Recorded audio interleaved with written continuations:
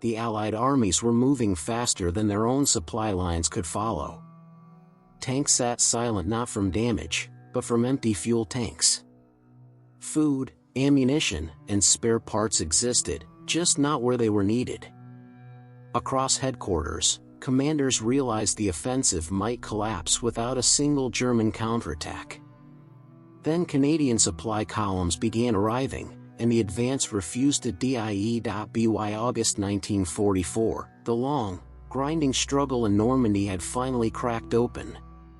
Operation Cobra shattered German defensive lines, and Allied forces surged eastward into northern France with a speed that surprised even their own planners.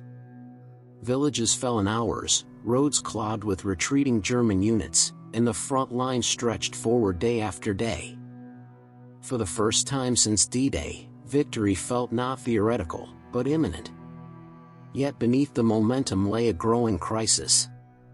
The Allied logistical system had been built for a slow, methodical advance. Supplies moved from beaches, through temporary depots, then forward by truck in carefully planned stages. That system worked when the front crawled. It broke when the front ran. Fuel dumps ended up dozens of miles behind advancing armor. Ammunition trains arrived at empty crossroads long after the units they were meant to support had moved on. Entire convoys sat immobilized by traffic jams, bombed bridges, and confused routing orders. At the front, the consequences were immediate and dangerous. Tank units reached the edge of their operational range and stopped, engines dry. Infantry commanders began rationing ammunition despite having broken through enemy lines. Artillery batteries waited on shells that technically existed somewhere, but could not reach them in time. German resistance was collapsing, yet the advance itself was slowing. The problem was not courage or combat power. It was movement. Allied headquarters understood the stakes. If momentum stalled, German forces could regroup along new defensive lines, turning a breakthrough into another prolonged campaign. Every hour mattered. Every gallon of fuel mattered. The question echoing through command tents and radio nets was brutally simple: how long could this continue before the advance consumed itself? Most supply systems answered with paperwork, rerouting requests, and increasingly desperate improvisation. But among the Canadian Army's logistics units, a different approach was already taking shape. Canadian supply officers had learned hard lessons earlier in the Normandy campaign. Roads would be destroyed. Orders would arrive late. Front lines would shift faster than maps could be updated. Waiting for perfect information meant failure. Instead, Canadian columns were reorganized around flexibility, smaller convoys, aggressive route selection, decentralized decision-making, and near-continuous movement. Drivers were encouraged to think, not just follow orders. They moved at night. They bypassed congested routes. They ignored rigid depot schedules in favor of delivering directly to units that needed supplies immediately. When bridges were out, they found fords. When maps were wrong, they trusted reconnaissance and local judgment. Quietly, without ceremony, Canadian supply columns began appearing where others could not. And soon, commanders noticed something unusual. When Canadian logistics reported in, units moved again. The advance lived, not because the enemy was beaten, but because someone kept it fed. As the Allied advance pressed deeper into northern France, the gap between planning and reality widened by the day. Roads shown as intact on maps were cratered or blocked by wreckage. Villages marked as supply hubs had already been stripped bare by passing units. Traffic control points collapsed under the sheer volume of vehicles pushing east. For most supply formations, this chaos was paralyzing. For the Canadian columns, it became the operating environment. Instead of relying on rigid schedules, Canadian logistics units adopted a principle that quietly set them apart: supplies followed need, not plans. Liaison officers stayed close to frontline formations, gathering real-time information about fuel levels, ammunition shortages, and unit positions. Orders were short, often verbal, and changed frequently. Drivers were trusted to adapt when routes failed, rather than waiting for permission to stop. This flexibility proved decisive. While other Allied convoys backed up for miles along main roads, Canadian trucks slipped through secondary routes, farm tracks, and partially cleared paths. Engineers traveled with the columns, capable of making rapid repairs or improvising crossings. When traffic jams formed, Canadian units did not argue for priority, they simply disappeared into the countryside and re-emerged closer to the front. Night became their advantage. Canadian supply movements increasingly ran after dark, when roads were less congested and enemy air activity was minimal. Drivers learned to navigate without lights, guided by faint landmarks, damaged road signs, and experience rather than instructions. Fatigue was constant, but movement never stopped. Trucks rotated crews instead of halting convoys. At the front, the effect was striking. Units that had been preparing to halt suddenly received fuel hours before exhaustion set in. Artillery batteries resumed firing. Infantry battalions regained confidence knowing resupply was not theoretical, but imminent. Commanders began adjusting plans based not on what headquarters promised, but on what Canadian supply columns could realistically deliver. German forces felt the difference as well. Expected pauses never came. Withdrawals turned into routes because Allied units did not stop to refuel or reorganize.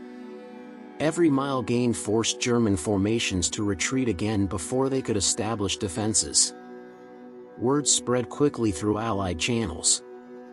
When supply reports arrived, officers scanned for one detail above all others: whether Canadian logistics were attached.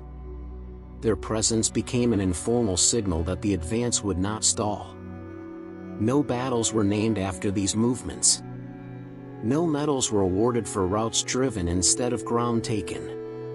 Yet in August 1944, as armies raced eastward, the difference between momentum and collapse was often a truck arriving at the right place, at the right moment, and more often than not, that truck carried a Canadian marking.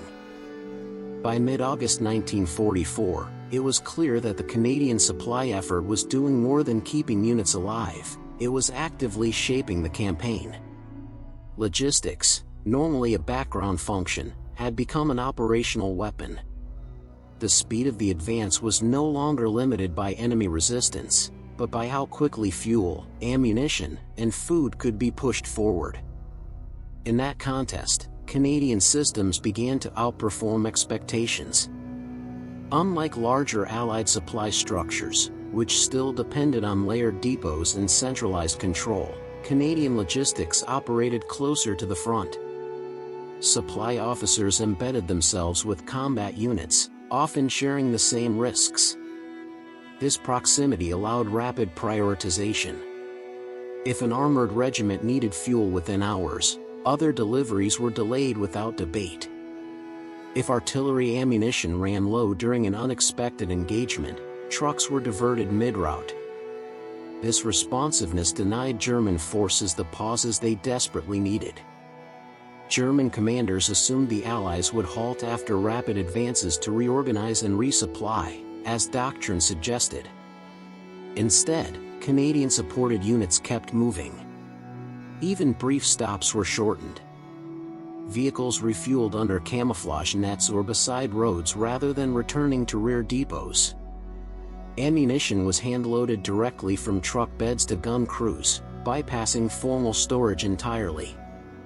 The psychological impact was immense. Allied troops noticed that when they stopped, supplies arrived. Confidence replaced exhaustion. Orders to push forward were no longer met with skepticism about fuel or rations. Commanders became bolder, knowing that logistics would not collapse behind them. Plans that would have been reckless weeks earlier became feasible. On the German side, the effect was devastating. Retreating units repeatedly attempted to establish defensive lines along rivers, ridges, and road junctions. But Allied forces reached those positions sooner than expected, often before German logistics or reinforcements could arrive. The operational rhythm was broken. What should have been fighting withdrawals turned into continuous retreats. Canadian supply columns were not invulnerable. Trucks were lost to breakdowns, air attacks, and artillery fire. Drivers operated under constant strain, often sleeping in short intervals beside their vehicles. Yet the system absorbed losses without slowing. Redundancy, improvisation, and decentralized control prevented single failures from cascading into collapse. By late August, senior Allied commanders no longer spoke of logistics as a constraint, at least not where Canadian units were involved. Instead, they treated supply as a competitive advantage. The phrase circulating through headquarters was no longer a question of endurance, but an assumption: if the Canadians could reach the unit could advance.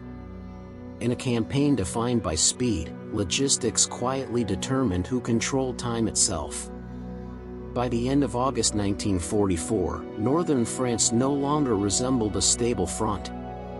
It was a landscape in motion. German units retreated in fragments, abandoning equipment and cohesion, while Allied formations advanced with a speed that defied pre-war expectations. The breakout from Normandy had become a pursuit, and pursuits live or die on logistics. The Canadian supply system had proven its value not through grand design, but through relentless execution. It did not rely on perfect plans, secure roads, or predictable timetables. It relied on judgment, initiative, and movement. When formal structures failed under the pressure of rapid advance, Canadian logistics adapted without waiting for permission. That adaptability kept the front alive when it should have stalled. What made this achievement remarkable was its invisibility. There was no single moment of triumph, no dramatic turning point marked on maps. Instead, there were thousands of small decisions: a driver choosing an unmarked road, an officer diverting fuel without paperwork, a convoy moving at night when others halted. Each decision bought time. Together, they preserved momentum. Allied commanders understood the implication, even if they rarely said it openly. Battles win ground, but logistics decide whether that ground can be held and expanded. In August 1944, the Canadian supply columns ensured that victory did not pause long enough for the enemy to recover. The German army was not simply defeated, it was outrun. The legacy of this effort extended beyond northern France. Post-war studies of the campaign repeatedly returned to the same conclusion: the collapse of German resistance in the West was accelerated not just by firepower, but by the ability to sustain movement. Canadian logistics demonstrated that flexibility could outperform scale, and that decentralized decision-making could succeed where rigid systems failed. For the soldiers at the front, the lesson was simpler. When fuel arrived, they advanced. When ammunition came forward, they fought. When food appeared after days of exhaustion, morale recovered.